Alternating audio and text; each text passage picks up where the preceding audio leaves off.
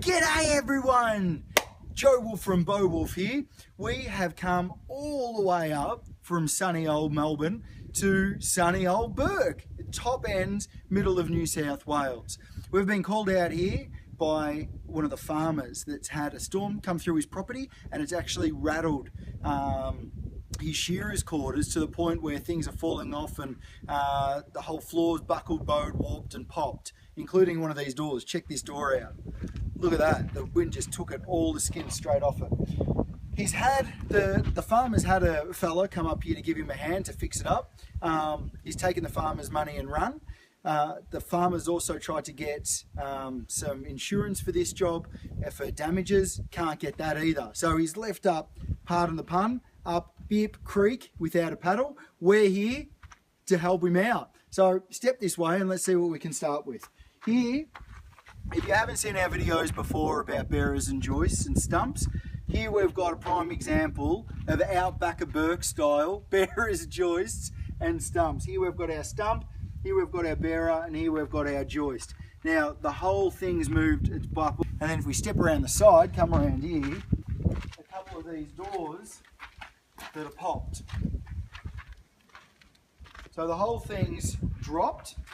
Obviously with the storm that's come through, it's whether it's lifted it or shaken it or something like that, but the whole door's now completely out. All the doors along this side are completely out. And then we step in here, the floor here comes up and then comes down.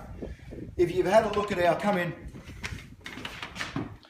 we always take our datum point from the top of the most stable place in the house. If it's an old building such as an old heritage home, or if it's out the back of Berg, we will use the chimney and the concrete slab that hasn't moved. And we take all of our datum points from here and we run from it from there.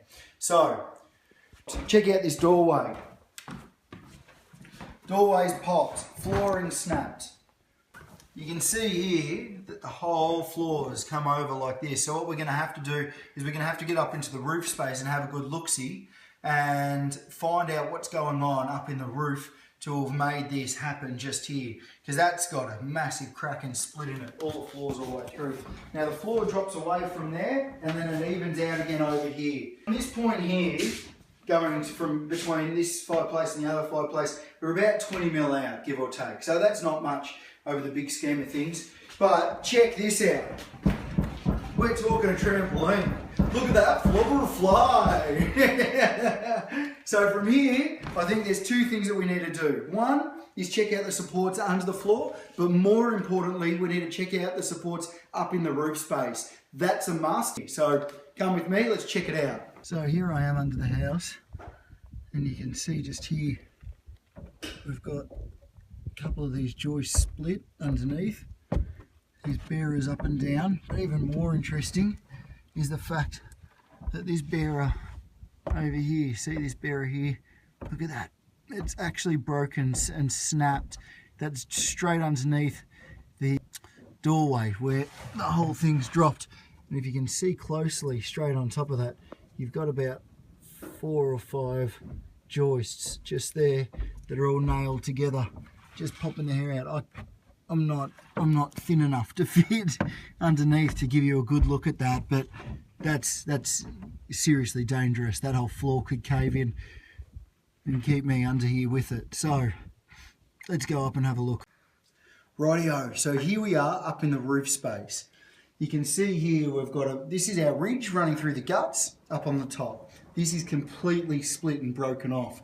So the whole roof has been shaking and it's actually split this across here. There's a couple of spots all the way through this ridge now that we've had a good look at it that have actually either split and broken, or where the joins are have completely separated. The one thing that we can do here is rip the whole thing down. This is completely unsafe. We've been through all the bearers and joists. If you have a look down here, this whole section's actually pulled away. All of these old boards that are used for the ceiling lining have pulled away from our ceiling joists and they've all split and broken. So the wind's come through this whole thing and is shaking the whole thing to the point where this whole ceiling's going to fall on someone's head, I reckon, on the next big gust of wind. So one of the things that we can do is pull it down and start again. Or we can try and reuse half this timber. The timber is going to be hard to reuse. From what I can see, it's all cypress pine. Oh man, check this out. Look at this big split straight through this. This is a major ridge prop, and we've got a massive split all the way through that. Now, cypress pine, because we've got so many knots and bits and pieces in it, that could just go any minute, split, break, and that whole thing could come down. So I think a good idea is to get out of in here. We're going to have to go and talk to the farmer about it. Is maybe put trusses or something through here, rip the whole roof off and start again. So come with us downstairs. And we've been over the whole project. Everything that we've looked at is completely shook, rattled and rolled. Shake, rattled and rolled. And the whole thing's just become basically inhabitable. Inhabitable or unhabitable, whatever the word is. Either way, it's inhabitable. He's got about 15 grand to spend, and I can't see us being able to fix this for 15 grand. Just the bearers and joists underneath the floor alone, that's going to cost us probably, give or take, about 15 grand. Bearers, joists, stumps, that all has to be replaced completely. Then we're not even talking about the windows, roof and everything else. The roof trusses and stuff, we're looking at probably about 4 grand in materials, and then let's say give or take another 3 grand in labour to redo all of those trusses. So we've already come up to a cost of, give or take, 20 grand. So we haven't touched the walls or anything. As soon as we start re-levelling this whole place, these walls are going to pop off. You can already see that the ceiling's already popping off. It's just going to turn into a right mess. The only thing that I can see, the best solution, the best outcome, is to knock the thing down, start again. So what I'm going to do is start working on costs and give that over to the farmer and see how we can take it from there. So stay tuned. Farmer can only spend 15 grand. What we've got here in front of us is a project cost of a minimum 48 grand in just materials, and then you've got your labour cost on top of that. If we do prefab everything, it'll cost us more in the freight cost, freight up to Berg. Tell you what, between the freight cost and the material cost, we've blown our budget. We've completely blown our budget by 4 times the amount. I'll put it forward to the farmer and we'll take it from there and see how we go.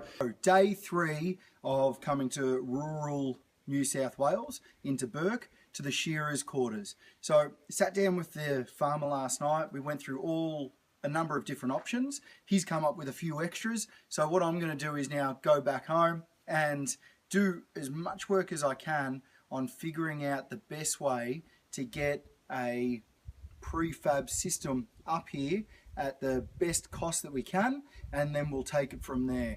This thing I'm a little bit worried about though, as is, because it's definitely going to come down any day now. Any big storm's going to take this down. So the faster we work, the better it is for everyone. So if you've got any questions or queries, stay tuned to Beowulf Builders. We'll answer any if you send them through. Otherwise, stay awesome.